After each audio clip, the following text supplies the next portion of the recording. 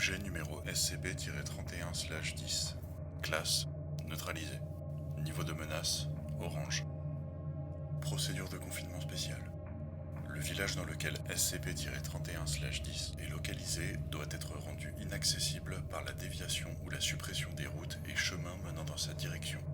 Un périmètre de sécurité ou zone jaune de 24 km² est établi autour de son emplacement, dont l'accès n'est permis qu'aux membres du personnel titulaire d'une autorisation de niveau 3. Le franchissement de cette première limite est interdit aux civils sous peine d'administration d'anesthésiants et d'amnésiques de classe B. Une zone rouge de 12 km² cerne les habitations. Tout individu, quel qu'il soit, est considéré comme irrémédiablement perdu s'il venait à la franchir. Le personnel de classe D ne doit plus être utilisé pour des expériences concernant SCP-096. La force d'intervention mobile, nom de code les hommes en noir, est affectée aux pertes civiles liées à SCP-096 afin de s'assurer que plus aucune trace de l'ancienne existence des condamnés ne survive à leur disparition.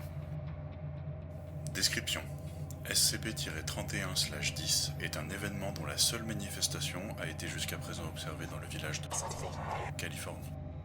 La population de ce village est estimée à enfants âgés d'entre 8 et 14 ans, SCP-31/10-A, et de adultes dont l'âge moyen est estimé entre 40 et 50 ans, SCP-31/10-B.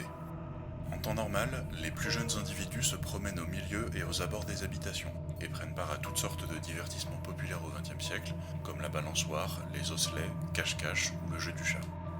Des murmures, des cris ou des rires enfantins qui correspondent à l'âge supposé des instances SCP-31/10-A sont régulièrement entendus et enregistrés par le personnel. Les individus considérés comme étant plus âgés, SCP-31/10-B, restent habituellement cloîtrés dans les maisons et n'en sortent qu'à de rares occasions. Aucun individu n'a été observé se nourrir, dormir ou répondre aux besoins naturels que peut avoir un être humain. La totalité des instances SCP-31/10-A et SCP-31/10-B sont chacune affublées d'un costume semblable à ceux autrefois utilisés comme déguisement d'Halloween aux États-Unis entre les années 1875 et 1955. Ces déguisements, dans 100% des cas, masquent le visage de l'individu et dans 58% des cas, dissimulent partiellement ou intégralement son corps. Il s'agit généralement de la représentation caricaturale d'un animal ou d'un personnage. Les propriétés anormales majeures de SCP-31/10 se manifestent lorsqu'un individu s'approche du village affecté. Les instances SCP-31/10-A cessent alors leurs activités pour se précipiter et s'attrouper autour du nouvel arrivant et lui souhaiter la bienvenue, puis l'invitent à les suivre jusque dans l'une des habitations afin de lui confectionner un costume à lui aussi. Le sujet est alors nommé SCP-31/10-C. La totalité des observations réalisées et des expériences menées démontrent que SCP-31/10-C n'est plus à même de disposer de sa propre volonté, en repartant hors du village ou en opposant une résistance, ce qui laisse penser à une contrainte psychique exercée par les entités sur le sujet. Un groupe de 2 ou 3 instances SCP-31/10-A le guide dans l'une des habitations, souvent la plus proche, où les instances adultes SCP-31/10-B l'accueillent à leur tour. Il est ensuite supposé que ces derniers créent un nouveau déguisement que revêt le sujet.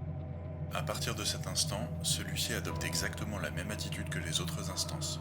Il part jouer dans les environs en compagnie des individus jeunes s'il s'agit d'un enfant, ou se lance dans la construction d'une nouvelle habitation, qu'il occupera par la suite, avec l'aide des individus plus âgés s'il s'agit d'un adulte.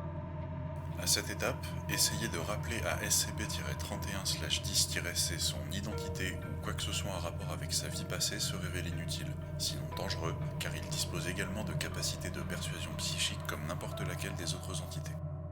Tenter de capturer ou d'abattre l'une des instances est physiquement impossible. Exercer une force sur l'une d'entre elles par quelqu'un d'autre que ses semblables entraîne une disparition inexpliquée de l'individu déguisé. Seul son déguisement tombe à terre, comme s'il n'avait été rempli que d'air.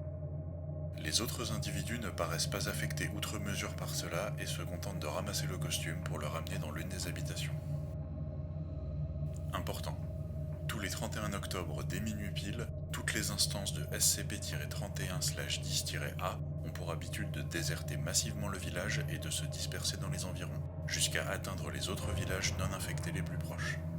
Elle se présente devant les lieux de résidence de la population locale en sonnant ou en frappant aux portes et réclame des bonbons ou une farce aux habitants qui leur ouvrent. Si ceux-ci n'en ont pas à leur offrir, les instances les immobilisent, déchirent leurs vêtements et, à l'aide d'aiguilles, d'un fil à coudre et de boutons, et leur donnent de force sur le visage. Les civils touchés agissent alors d'une manière semblable aux entités du village affectées par SCP-31/10 afin de transformer définitivement tous les habitants de leur propre village. Tous les individus concernés, à l'instar de SCP-31/10-C, perdent de cette manière leur identité et présentent les mêmes anomalies que les instances connues. Addendum 31/10-1. Depuis la nuit du 31 octobre 1900 au 1er novembre 1900, toutes les instances restantes ayant été éliminées par le barrage de forces armées mis en place chaque année, SCP-31/10 ne peut plus se répandre, et est donc reclassé comme étant neutralisé. Addendum 31/10-2. Une enveloppe ouverte a été retrouvée dans un ancien album de photographies d'instances, voire ci-contre, situé dans une maison isolée, à proximité du village affecté. Le photographe qui en est à l'origine, Oswald O. Brown, est présumé mort. La note qu'elle contenait ci-dessous est traduite de l'anglais.